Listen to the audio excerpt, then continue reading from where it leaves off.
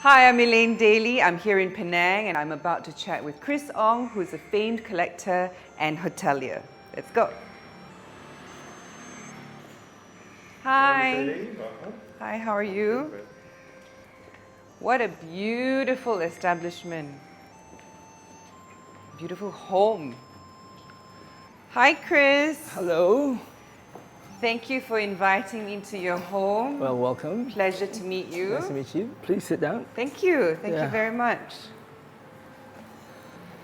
Wow, what a beautiful home. Well, this is what an Nyonya home looks like. How long have you had this home for? 12 years, 12 I think, yeah. So Chris, I hear that you have an amazing Kamcheng collection that only special friends and very few people are privy to take a look at, and we are very excited to be able to view that with you. Maybe you can tell us a little bit about that collection. Yeah, look, I suppose I've never said no to anyone, so it's not true that it's not available to people who want to see it. Okay. But I suppose no one knows that I've got a collection of Kamchengs, but it's something that, I focus on the Kamcheng as part of the Peranakan porcelain genre, because it's such a huge genre, Peranakan porcelain, that one has to specialize. Sure. I'm a contemporary collector. It's a very thought out process about what I'm collecting. And as you know, when I want to do anything, it has to be really done the best in class, the best in class, sure, or or done well. So I sort of thought, look, I'll try and see whether I can assemble a Kamcheng collection over time. And over the last 15 years or so, it's grown. It's grown, and I'm sometimes surprised at how it's grown. But some years I don't even buy a single Kamcheng. In some years, a lot come through. Okay. So where do you source them from? All over the place. People bring them to me. I think I don't actually go out looking for them. I've always had the philosophy that if these things are meant to be, they're meant to be. They're meant to come to you. Yes. It's like buying houses, if it's too hard, then it's not meant to be. Right, I shall take that advice. Yeah, well, come with me, I'll show you my Kamcheng collection in the other room. Okay, let's do that. Okay. Thank you so much. Come into my dining room to see the Kamchengs. And this is where you have a lot of dinner parties, I presume? Yes, it's a lost art, but I'm still continuing with it. So this is probably my biggest Kamchengs that I have here.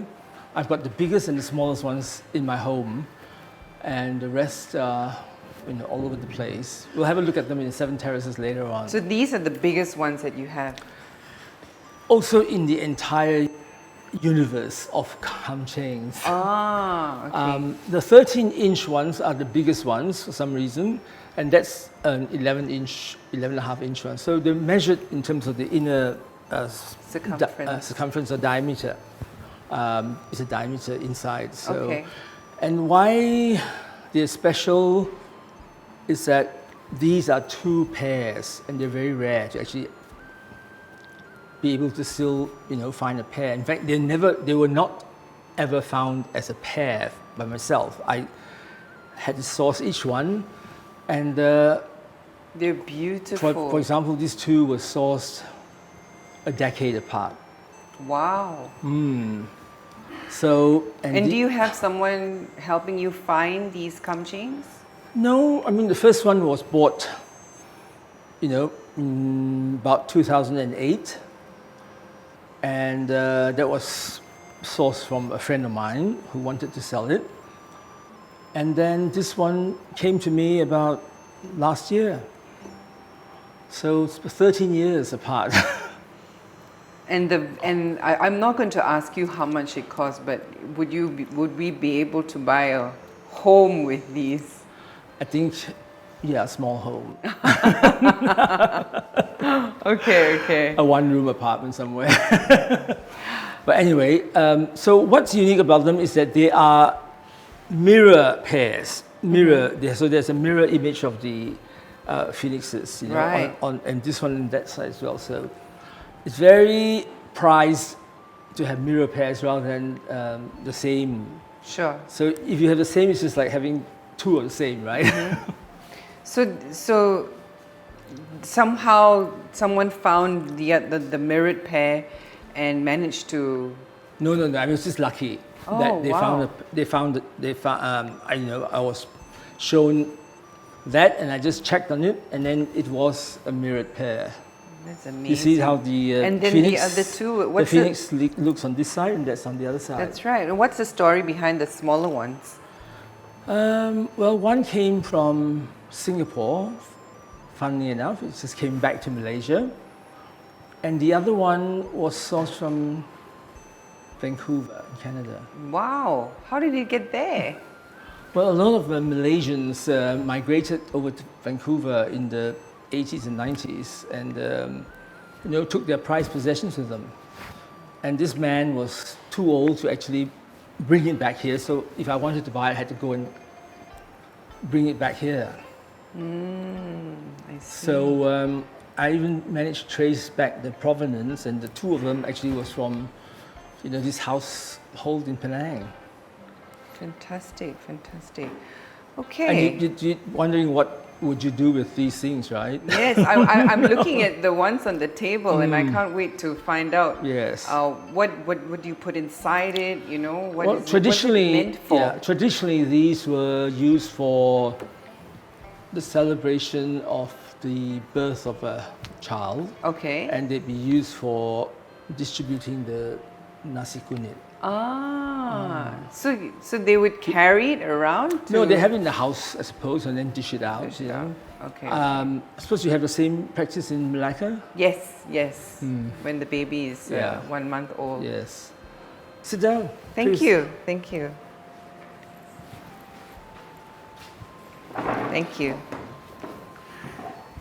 So this is part of my collection, and what I have in the house. I suppose I wanted to have some of my favorite pieces here. So those were the largest ones. And these are some of the smallest ones, yes. It's and ironical. What are these smaller ones used for? Well, say this one would have been a bird's nest soup for one person or two persons. Right. And herbal soups. They'd be too small for wedding ceremonies. Okay. For the tea. So I think that's what they would have been used for, or what I would use them for. So it's basically used for food and to store in food. Can I touch them? Of course you can. Okay. Okay. You see, most of them actually look like they're in very pristine condition because they were only used ceremonially, I suppose. For special occasions. Yeah. So for birthdays or for weddings. Most of the kamchengs you see are actually fairly pristine because in their whole lifetime, it only be used a handful, of times. Handful of times. So. And who makes them? They're all made in Qingdezhen, which is where the best porcelain comes from, in Jiangxi province. And some say that they were made to the special order from the Peranakans in Malaysia. Oh, really? But I believe that the colors were already in existence. And the first wares were brought out, and then the more popular ones were repeated. The orders were repeated, and I think there was also this rivalry between the families and wanting their own special colors. But so like each family would have their own design and color. I think the number of color combinations I've come across would deem that to be totally not true because there's not that many different types around. Okay. I think that possibly the only one or two that I've come across that are so unique that I think they were made for that family only. And that would be like, let me see, let me get that. It's this one that I bought as a pair. Okay. And it's this one with like an apple green, lime green with olive It's beautiful. cartouche. You see, so it's a very unusual color combination. Yes. And you'd have, the same color with a pink cartouche, but with an olive cartouche is quite rare. And I notice all of them are very like pastel looking. Is there a reason behind it? I think there's a suggestion that the greens were used a lot because of the greens and the turquoises, because they deemed to be Islamic colors. Okay. Because of the acculturation of the Chinese here. But I'm not sure. It can also refer to the color of jade. Of course, yes. So there's all these different possibilities. That's so what I thought. Yeah. And then the other one that's quite rare, but it's quite rare, is this color, the indigo. You see, that's not a pastel color. It's a very strong color. Yeah. These two are strong colors. Yes. And look at the delicacy of the art. Oh wow. So I think So the quality of these things is all about the color combination and the art. But for me, it's not only that, it's just about my heritage, and the link to my past. So do you intend to have a museum one day? It is a museum. Okay. But like, for where public can come and view it and have a look at it and they know the historical stories behind it. I suppose, yes. I mean, it's at the back of my mind because, how does one share this otherwise, right?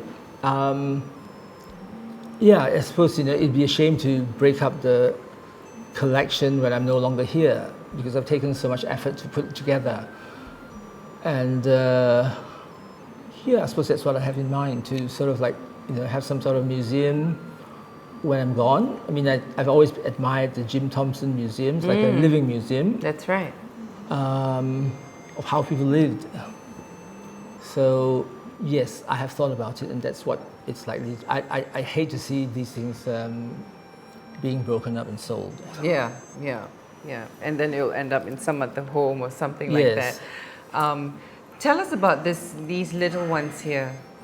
Well, Are they used for tea? No, from what I've been told, the little ones were for the dressing table. Ah, So it's not for food. okay. So this is from oral history that they were used to store bedak sejuk. Okay. They were used to store all the different things that a woman would use in her toilet. Right. So like hairpins. Yeah, those sort of things. I don't know, maybe some red dye for rouge for the Oh, cool. So they're very cute, aren't they? They're like miniatures. Yeah, miniatures. So these will be on dressing tables. Yes. Beautiful. Because they come together with the oil bowls, the little bowls for oil for the hair, and also some, just a plain container for, as you said, hairpins or whatever. So that's just what I was told. I mean, I always try and look back into the photographs, old photographs, to see how they were used, but I haven't found any evidence so far. Would you say that every Kamcheng is unique on its own and it's a completely different design? No, I mean, there are certain rules in Kamchengs in terms of what the symbols that are there. For example, the phoenix is very much a symbol of the Nonya, the phoenix. So most Peranakan households would want the phoenix in the decorative element of the porcelain or whatever they're using. So there's always a phoenix somewhere. See the phoenix in flight, in the cartouche, and they're always phoenixes in different forms. So phoenix is a very Peranakan thing.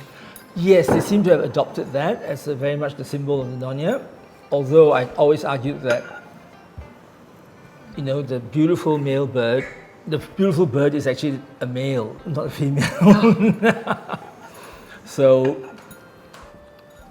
And what about the animals on the top? Oh, they're cute, aren't they? They're just like miniature. They remind me of my little puppies. So they're meant to be food dogs, which are like Shih Tzus. I think they're Shih Tzus. But there are different ones as well. There's like a.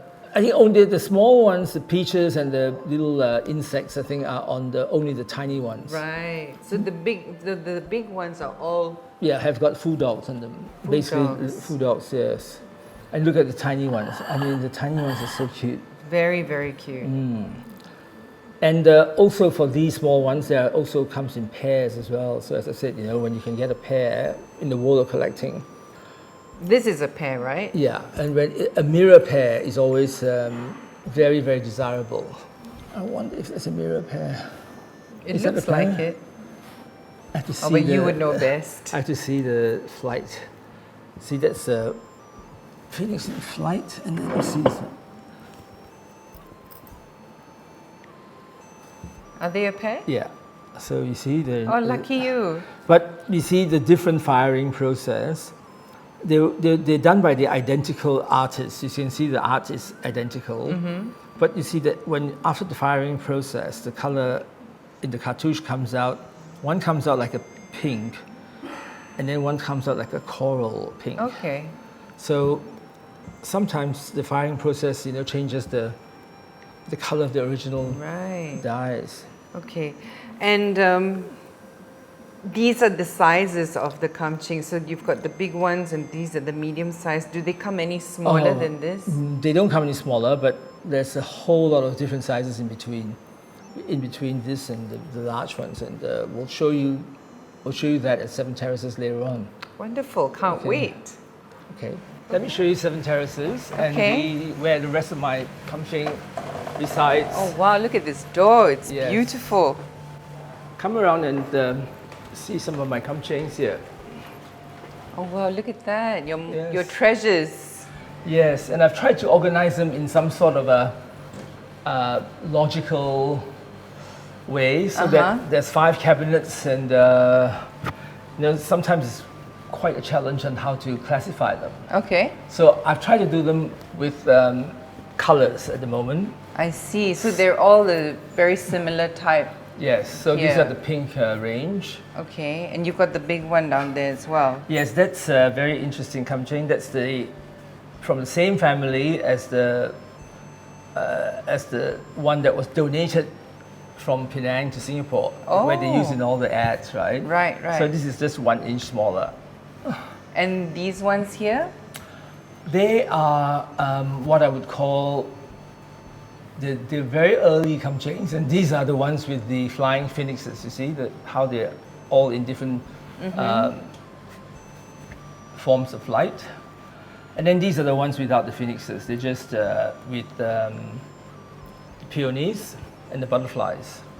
So they're all different sizes. I don't repeat them. They will look so pretty as dresses. Actually you could use them as wallpaper as well, I think. So you see the color combinations, the lime green with the pink. The Nonyas were very bold in terms of accepting these color combinations, because they're not natural color combinations. Sure. So, and they still look as vibrant as they did from 100 years ago. I mean, so this is about 100 years old? They're around, the best ones were produced around 1900, 1910. Oh wow. Which is just ironic, because that's when China became a republic. So there was a lot of turmoil internally, but the porcelain kilns were still going quite well at that time.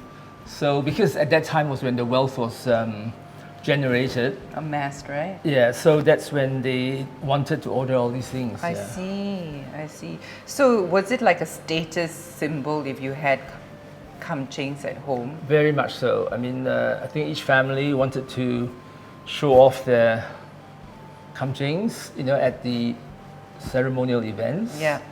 So, and each one tried to outdo the others, at the time. Beautiful.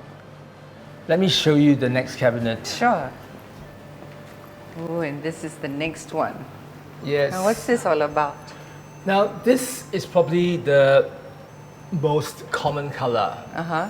And it's referred to as the Penang Green because you find most of this in Penang families. Okay. Yeah, so you see the green, the quality of the green as well is important. So the green that looks like good jade.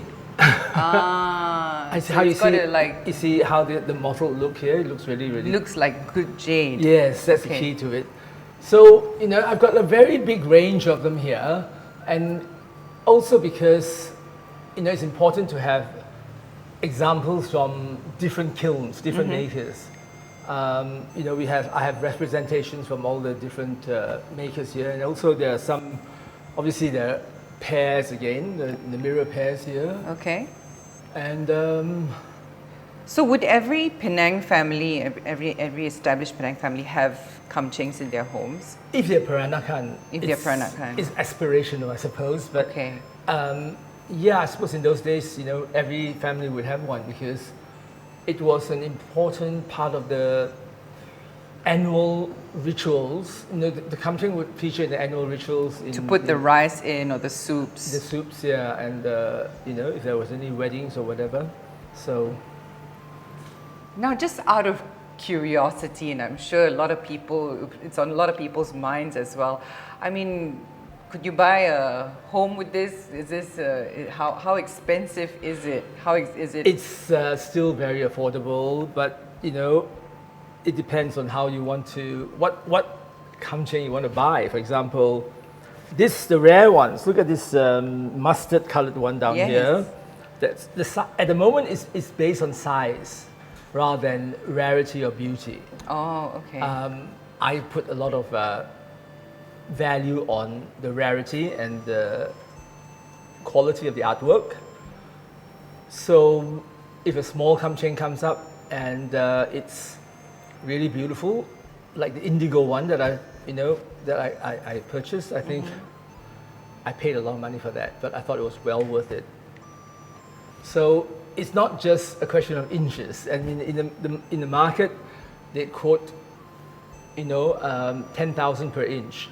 Wow. Of diameter. Is that how it's counted? Something like that, and I think one has to look at the maker, the quality, the artwork. Like some of the, these are all quite good artworks. Some of them, for example, the cartouche doesn't even fit into the side. It's drawn by a junior artist, and so there's still artists in training. So it's not as refined. Yes. So I think the quality of the art definitely is important when trying to choose a Kamcheng. At the end of the day, you want to live with it. And I mean, for example, look at this one. This one has got great detail, and the phoenix is very well defined. The tail and the peony there is very well defined. And I hate it when there's a lot of blank spaces. It's got to be filled up, right? It denotes a very lazy artist. Okay. Okay, so there's a lot of sizes here, but they're all actually different sizes. That's why I only buy things that I don't have. So they come in various different sizes of. It's not just small, medium, and large, right? No, and also because each potter, each kiln, they would draw it according to the symbols that's required for these Kamchengs, but every artist, as you know, has their own signature. So even though they have the same mandate, it would look different from the same size Kamcheng green would come out differently. So it always is fascinating. Do they still make kamchengs in this today? Yes, they do. Have you met? There's always a debate about what should a new kamcheng be worth versus an old one. And some of them, I've seen some that are very beautiful in terms of the artwork. And I think it's a whole thing, it's a mislabeling thing. You know, if they don't call them reproductions, if they don't try and pass off as an old one, I think they probably get a better price for it. Right. People just buy them as a beautiful new artwork. Let's move on to see the next cabinet. Okay. Come through here and see the green cabinet. I call it the other green cabinet. The green cabinet. Well, it's different shades of green. It's not quite 50 shades, but see, that's the lime green, and that's... The lime green is really pretty. Yeah, it's very unusual. It's unusual because the others I've seen, it doesn't look like. So there's only two, I think there's only two colors with the flying phoenixes. And I love them because it just denotes such freedom. They're not caged inside the cartouche. So, you know, they're almost like in full flight. You can see that, right? Yes. So there's this joy of them flying around. So they're my favorite ones and very difficult to find. And what's this here? This represents one of my dogs, actually. But I love them because can you imagine, these were so heavy and they were from the roof of associations and temples. Oh, so from the roof? Yes, and then they're meant to guard the temple from the roof, yes. So this cabinet is basically, you have a look at it, it's basically all, besides here, it's all peonies only. So this is called the Motan series. Motan is peony in Chinese. So that's, it's also quite an early design. And I think you see more of that design in China as well. Okay. So that's a classically Chinese symbol, the Motan. Have you ever met a maker of these kamchengs? I think they'd all be dead by now. No, I mean like, you know, the new generation. New generation. No, I think, you know, I'd like to make a trip to Xinjiang one day. Would you know how long it takes to paint just one? I think it's not the length of time. It's the skill of the artist. Right. I think the shapes are all like, you know, pretty straightforward shapes. It's just the skill of the artist, and then to get the color combination right after the firing. That's the key to it. Why don't I show you the next cabinet? Sure. Oh, Chris, what's this? Is this a kamcheng as well?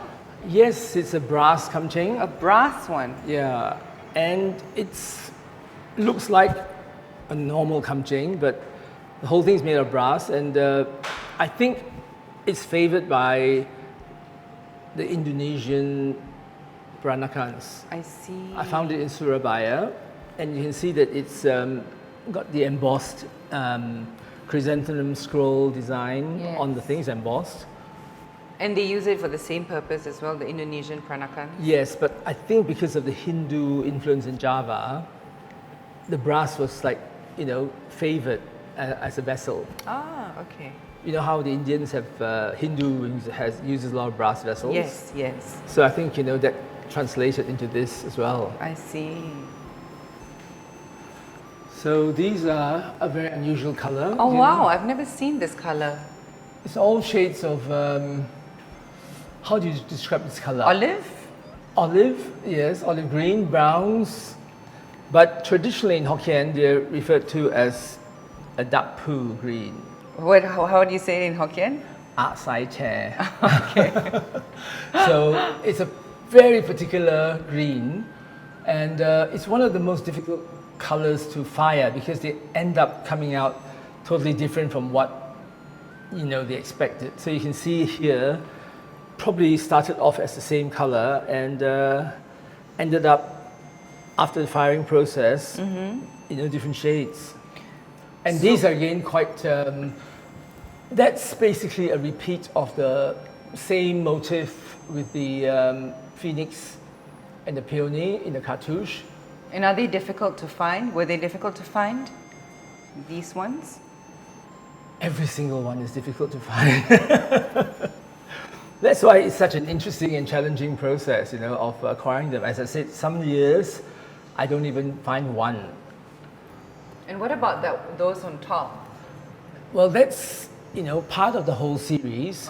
It's just that the two of them have come out in that particular color range, and I bought them separately as well. But they're from the same shop, from the same kiln, and from the same but you see the thing that reduces its rarity is that they're both the same. They're not mirror pairs. It's a pair, but it's not a mirror pair. I've learned so much about Kamcheng today. It's amazing. Now I know what mirror pairs are. Now I know what so this we're talking about the peony Motan range, and this is the Motan range, which only has the peonies. It doesn't have any phoenixes or butterflies or anything like that. So that's in itself, a particular range. Okay. So they're, not everyone's taste, but one has to represent everything. Sure. For the medium, these sizes, the smaller ones you said they use for soup and the bigger ones for rice. But what about this size? This would be, say, a medicinal soup or a tonic soup. A broth, so to speak. A broth or a bird's nest soup for, someone as a gift or for the wedding suite. Right. I often would have my bird's nest soup in these. I see. That's a big pot of bird's nest soup. You share it with someone. Okay. But in the old days, you'd put them into another pot and double boil it or steam it. I see. I see. So maybe some of the ones have had, more wear than others, but for vessels that are over 100 years old, they're in fairly good condition, most of them. As I said, they're rarely used. I can just imagine the history behind each and every single one. Yeah, I sort of wish I had recorded, where and how and the circumstances when I bought them. So it would, each Kamcheng would have its own story. I'm sure, yeah, definitely. Yeah. What's that red mark underneath? That's the maker's mark. Okay. Normally, in a lot of Chinese ceramics, porcelain, you'd have the rain mark. And these are seal marks. These are the maker's mark, not the rain marks. Some of them have got rain marks as well. The earlier pieces have got rain marks. Okay. Rain marks of the emperor. Rain marks of the emperor. Yeah. Wow, interesting. Thank you, Chris. You're welcome.